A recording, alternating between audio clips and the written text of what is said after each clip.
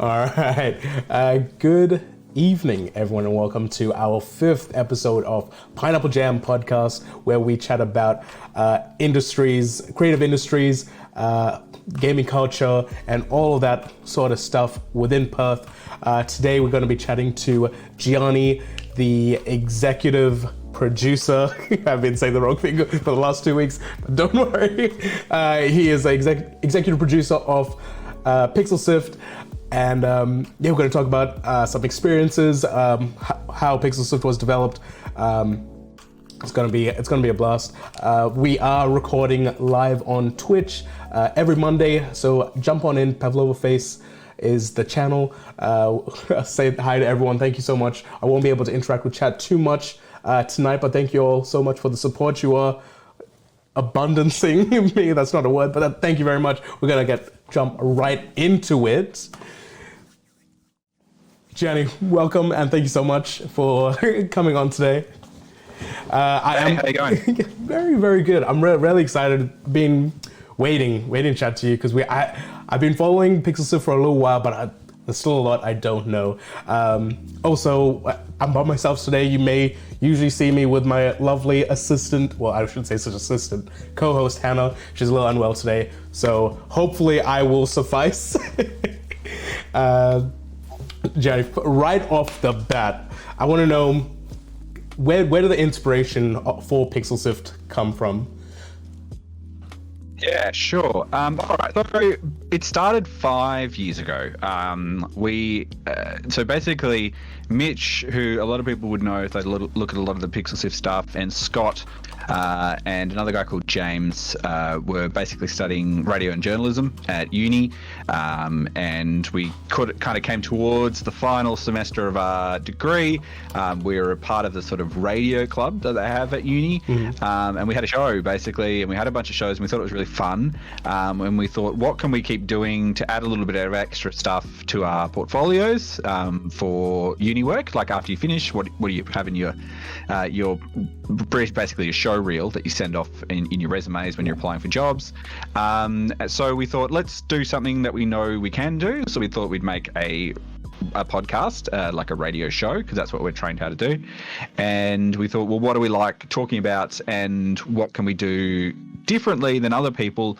And we thought, well, we like games, and we can do it, take a different take on the way that games podcasts are about.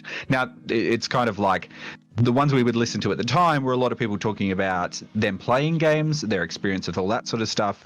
But we really wanted to break down some of the bigger news stories, and also look at people in the industry and find out exactly what it takes to make games, how hard it is, how easy it is, what are the fun things, what are the challenges, what have you learnt, what knowledge would you pass on to other people. And that's pretty much how it had started. And we were doing it originally weekly, and then we've had like more than 180 guests on the show. We've been at PAX a couple of times, so it's really just built up over time, ever so slowly changing things, making it better and better and better.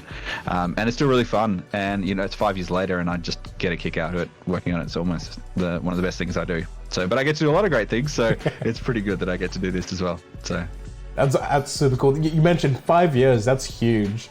Like over that time, what would you say some of your biggest highlights were of that journey? I love going to Games Week, Melbourne International Games Week each year, and to PAX as well. For us, I know a lot of people who go along and play games, and a lot of streamers, like PAX is the big weekend, but for us, it's all the events that are kind of around it. So because we have so many people that we talk to and a lot of friends in the game development industry, they all kind of gather in Melbourne that week. So it's an opportunity for us to catch up with them, meet new people, think about stories that we might want to cover for the website, and kind of go from there. So that's really fun. And I think the highlight was when we kind of really, last year, we've done it 4 years in a row. Basically, we go and hit the indie show floor. They have a PAX Rising booth at PAX Australia. And we basically try and hit as many indies as we basically can, and turn out little video interviews and publish them all throughout the weekend. And like last year, we did like 35 in the weekend and published over that weekend at the same time. And we've done previous years done 30. You know, just kind of getting better and better at that each year. So that's one of my favorite things. So That's awesome. Last year I did actually see you guys on the floor just about the whole weekend, covering all of the new indie content. How much prep and organization kind of goes into that? Because you guys pumped out so many video coverage throughout that weekend. How much organization and how did you manage that, or how did the team manage that? At least? It takes a fair amount of organization. I think we basically here's what it took to do the amount of stuff that we had 6 people working on it the whole weekend. I was in Perth. I didn't go to last year's PAX. I was working on all the social media, so everything that got posted and uploaded and put online, that was me running it from Western Australia. But basically we had a team. They would go out, we'd book in interviews of things we knew that we wanted to hit every day. There were some specific ones there that we needed to touch. So say, for example, we wanted on the first day to have all of the indie showcase winners, all of them recorded straight out of the way. So they're the highlighting games of the first one. So we make sure we book all those times in straight away, put in a calendar. We make sure that we prepare all the video content in terms of the game play videos ahead of time. So we knew we were going to be talking to, say, for example, XO1, which is one of the games that was there, or Ring of Pain, for example. So we went and downloaded their trailer ahead of time and had it stored ready to go. And that as part of, we have a template effectively that we kind of roll out the same.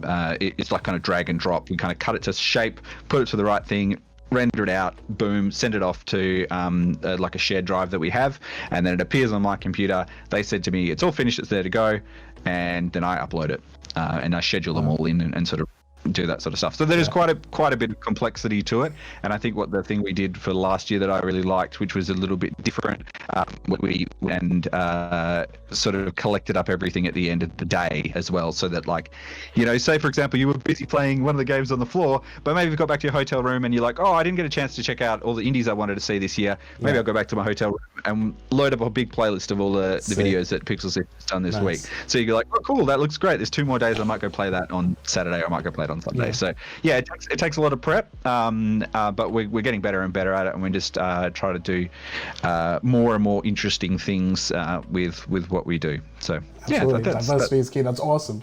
2019, big year for Pixel Sift, Australian Gaming Podcast of the Year.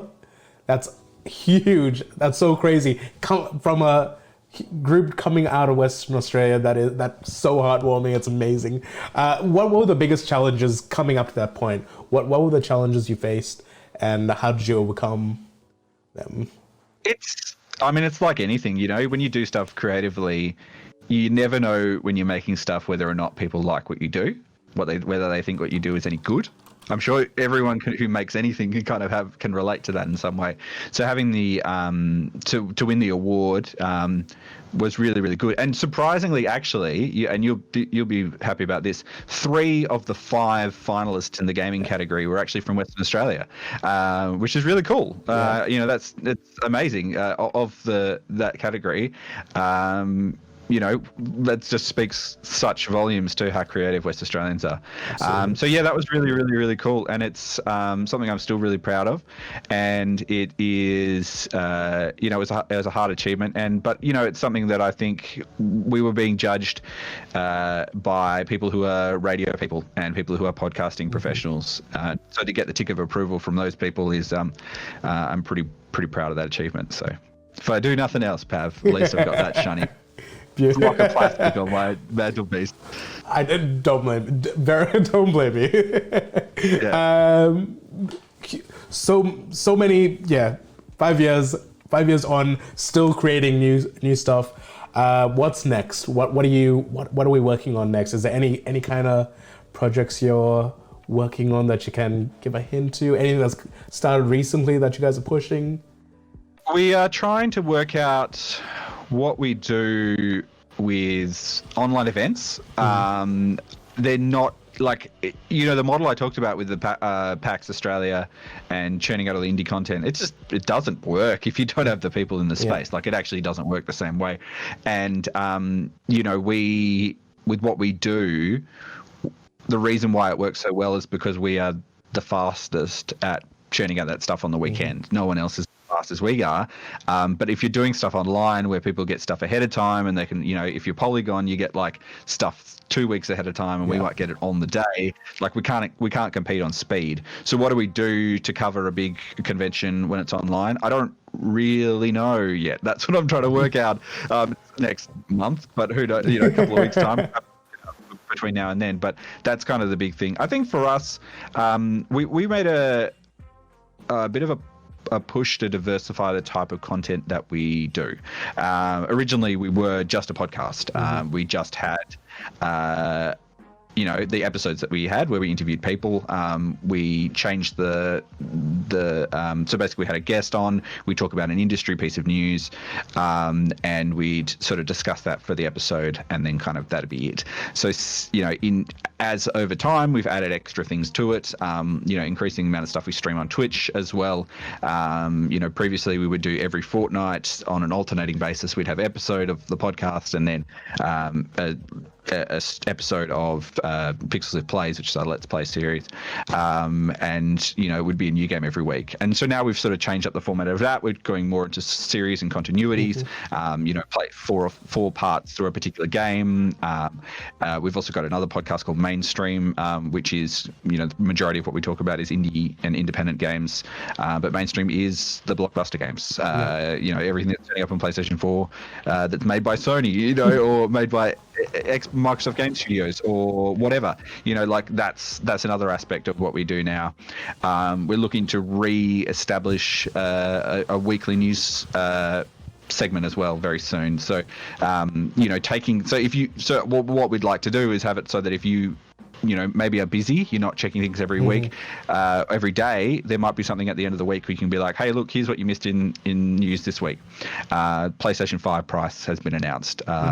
Epic is suing someone else this week, and it will give you a little catch up on what we're doing. But also I really like the different types of podcasting formats that we do, rather than having a straight back and forth interview podcast episode like we have in our sort of standard format, which people really enjoy. Doing more sort of featurey packages, do an interview but kind of cut it together with bits of audio and make it shorter and more condensed. I did one this week where I spoke to a bunch of physicists who work at the University of Adelaide, and they detect gravitational waves, and that's their job. But for Science Week this week, they built a gravitational wave observatory entirely in Minecraft, right? It's because they want to show kids how cool this thing is, and they built it to scale in Minecraft so that you could run around and see what this all looked like. And that's a sort of story that isn't particularly about like this person has made a game, but it's still an interesting gaming story. Yeah. So that's the sort of stuff that we're looking to try and do more of. Yeah. Any suggestions? Happy to try it out. So exciting stuff to keep an eye out. If you guys could collaborate with any kind of brand, company, person, who would that be? Look, we're pretty happy to talk to anyone. I think the thing is, and this is something you learn when you go to journalism school, is that everyone has got an interesting story. Yeah. And I think there are opportunities which give you a platform to talk to more people, and there's opportunities which give you a platform to tell a different interesting story. And I think there are some really interesting stories that aren't always making it to the mainstream press, but they're important because they're Australian, or they're from New Zealand, or they're from Singapore, or Southeast Asia, and these are not games that are they're not getting the highlight, and the opportunity for us to talk about those and share them with people, that's great. That's an honor, really, I think, that people would spend their time with us being honest and candid. I'd love to talk to the team at Untitled Goose Game at House House. That would be, that's my dream. I thought you guys have already chatted to them. That was probably my game of the year. That was out last year. My game of last year. 100%. Yeah. No doubt. I love it. It's amazing. Hit all the marks that came to make. Oh, beautiful. We spoke to the composer who did the soundtrack, Dan Golding, on one of our episodes before. But I think that's a game where it's like, that's an Australian game that went huge. Like Blink-182 and a bunch of other people were talking about this game. And these team, they're only small. There's only about 4 of them, maybe 5 with an extra person and Dan, based in Melbourne. I don't know that they were ready for this to go as big as it did. So it'll be a matter of time. But I keep an eye out because one day we'll I'm get looking forward to that one very much. So the podcast that we're creating here is all about Perth creators pushing everyone to get started, do something just to start, because that's what we're doing here. And we usually ask what sort of advice would you give to someone just starting out in your field? But for this one, I can say, what advice would you give me? Because I'm just starting out, and it's a similar sort of field. What would you urge me to do? The number one thing I say you should do is read, because people are very good at sharing advice. Read as much as you can. There will always be someone who says, hey, look, this thing has changed. Here's how you fix it up for now. So do your research. 2, just listen to stuff that you like.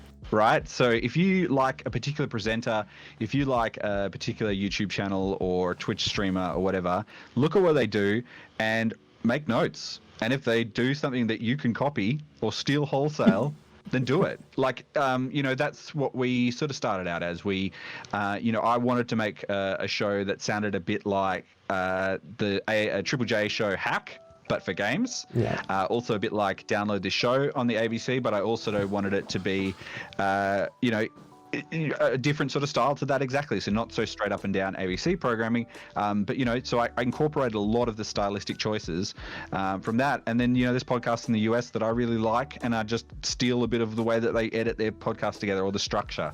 And I said, well, I'll apply it to the way that I do it. And it's not stealing because it's creative.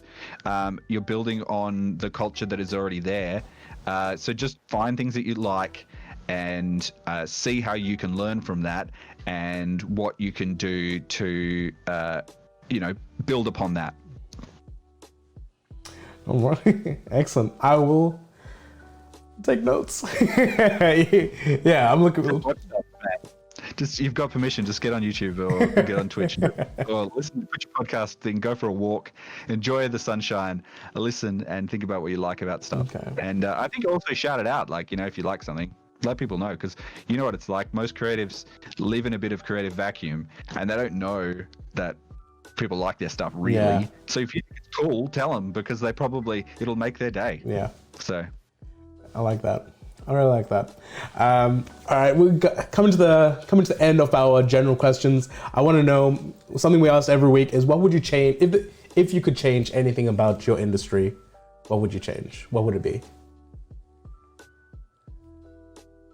I wish there was a different way for people to make a living out of this. I honestly think that it's really tricky to do this creative work. It actually there's only a certain scope and a certain range of people who are able to afford to be able to make creative stuff. And I wish there was a way that we could support creatives to make creative stuff just for the sake of being creative.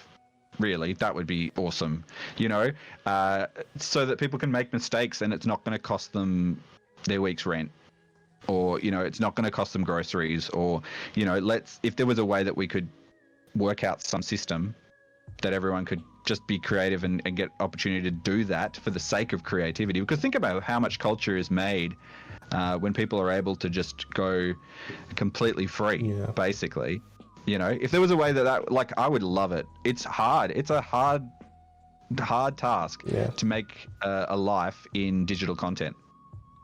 No one's worked out the silver bullet yet. And, is there enough room for everyone? Well, I think there's different tiers, isn't there? Not everyone wants to be a Shroud or a Ninja, right? Some people want to be at a different level and they might be happy, but if you could give them enough that they are supported, that they can continue to make what they want to do, then I think that's a valuable thing. Yeah, well, I really like that. Making me realize I'm very fortunate to be where I am. I think that's it. And that's part of it. If you've got an opportunity, and one thing I think is that I think people who have got good positions, it's a responsibility you have this is what we personally think, and that's why we talk to all the different developers that we have. If you've got a platform, use it to champion people who need a leg up. Mm-hmm. Yeah. Yeah, that's like everyone's got different levels of of where they're set up. Not everyone's Jeff Bezos, but we can all help each other out in a way. Exactly. And I think if you can help each other out, then why not? And let's think about how we can make everything better. Yeah, that's definitely one of the main goals for our podcast as well, is really just trying to lift up all the creatives in our area. And while I don't have a huge platform on what we do here, it's just by trying to connect people who don't already know the other creatives and see how people can collaborate together. And in the end, I'm sure we're slowly raising the bar. That's all we can do. Yeah. All right, Gianni, thank you so much. We're gonna go into some rapid fire, just some fun little questions. I want to know, awesome, what is your go-to ice cream topping?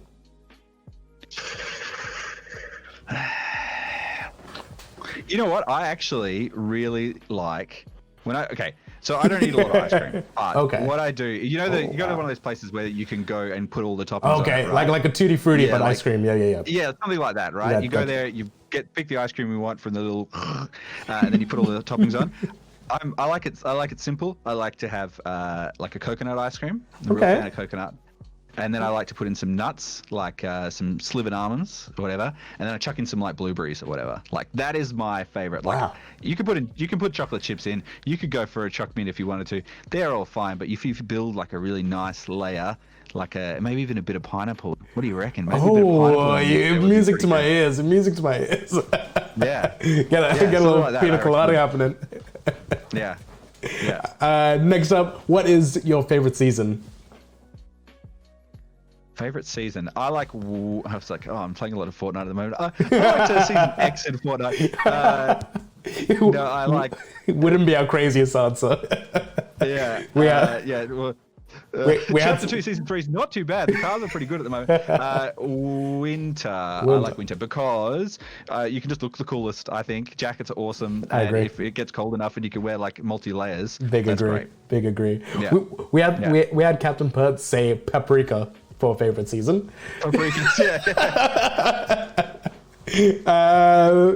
Human. Yeah. Decide the big debate: which console? PS4, Xbox One, Nintendo Switch. Just buy them all. Just buy them all. Don't choose. Good. Yeah, fair. just I buy like them it. all. Perfect. Yeah, that's what I do. What do I play the most? I play the Switch the most. Just because I play it in bed. What do you play? I bought a PS Vita, an old second-hand one that I had to repair. I had a smashed-up screen. Bought it on eBay just so that I could play The Last of Us 2 in bed. I love that. It's in the remote play. Yeah. Solid. What are you playing on Switch at the moment? What am I playing on Switch at the moment? I've just got the remaster of Assassin's Creed 3, but honestly, the last couple of days, I just haven't touched it for ages, but I've got back into Fortnite for all of a sudden. And it's just, I can play it on anything, right? I can just play it on anything. Progress continues. And, it doesn't require much of me. It's real fun and easy. And, at the end of the day, when you've had a long day, you just chuck it on and just do a few rounds and you're like, great. But I think all battle royales are like that, hey? Yeah. I think that's the benefit of the genre. Yeah. Absolutely. I never thought I'd like any battle royale until Fall Guys. Yeah, Fall Guys is great too. So good. Yeah, but it's too frustrating. I find I don't need that sort of stress, Pat. I've got enough going on. It's a global pandemic right now. I just want to jump on an island and, do some jump dance. Excellent. What do you sing in the shower? I don't sing in the shower. I listen to podcasts on the radio, to be honest. Okay. Yeah. So I've got a little Bluetooth speaker and I listen to that. So quite often I'll be listening to the news or I'll be listening to different. I like a whole bunch of D&D podcasts. Okay. So quite often I listen to those while I'm having a shower. So yeah. You wanna plug your go-to D&D podcast? There's a really good one, and I think you should talk to them on the podcast down the track. They're made in Western Australia. It's called How to Win Loot and Influence Dragons. Made in WA. Really, really good story. They're just about to start their new arc in the next couple of weeks or months very soon. They've just finished their big first chapter. If you want to get in on West Australian creatives, that's my recommendation for you. Absolutely. You might need to DM me a contact. Yeah. How to Win, Loot, and Influence Dragons is what it's called. Will do. Thank you so much. You've just finished a long day of work. What do you have to drink? What do you drink after a long day? Just water? Maybe a coffee. Okay. Yeah. I usually like to have a coffee because what I'll do is I come home from work. I start work really early. Yeah. And I am finished sort of mid-afternoon. So I'll either just do a few errands, have a coffee. Maybe I'll just edit some Pixel Sift stuff or I'll write a story. Usually a coffee so I can keep going for a little bit longer. Yeah. Sweet or savory, man?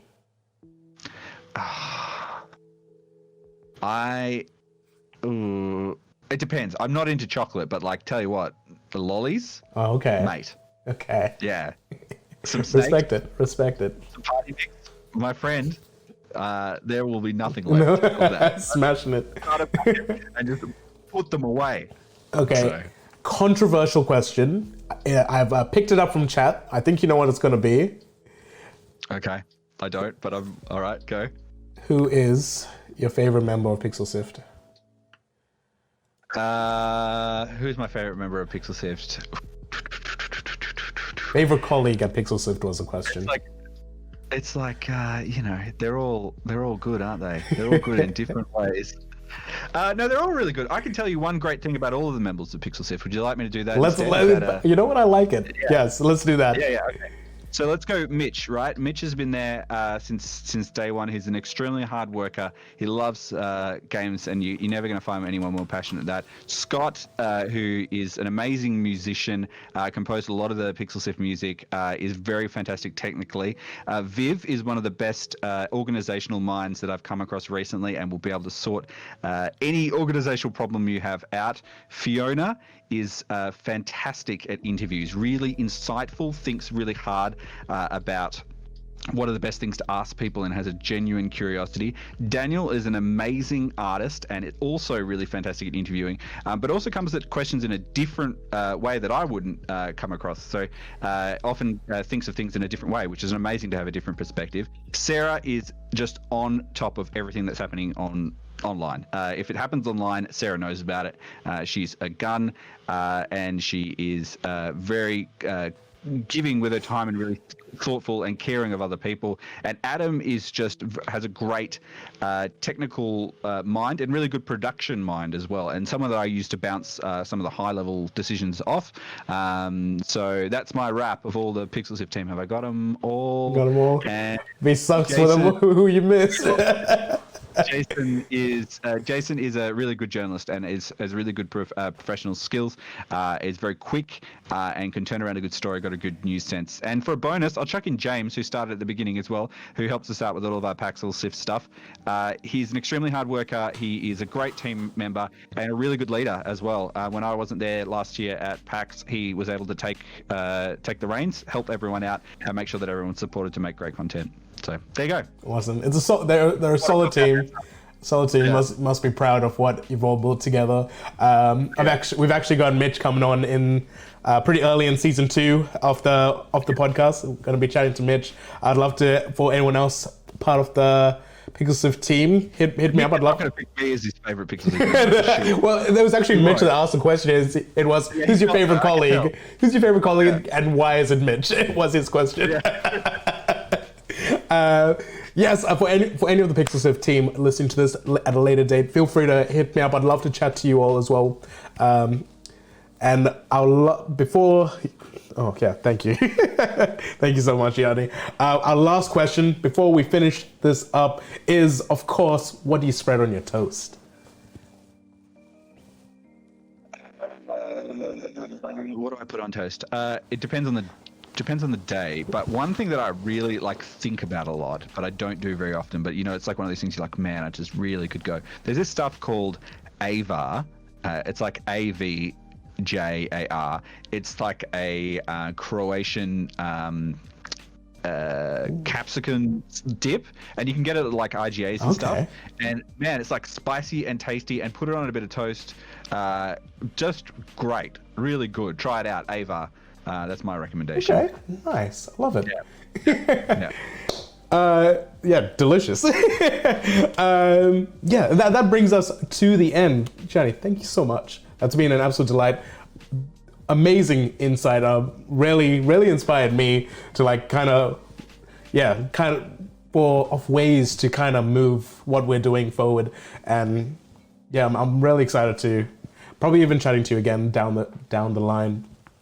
Can I give a shout out as well if you're thinking of really great Western Australian independent content, stuff that you honestly, if you're looking at games, stuff that you would not get anywhere else at all. Yeah.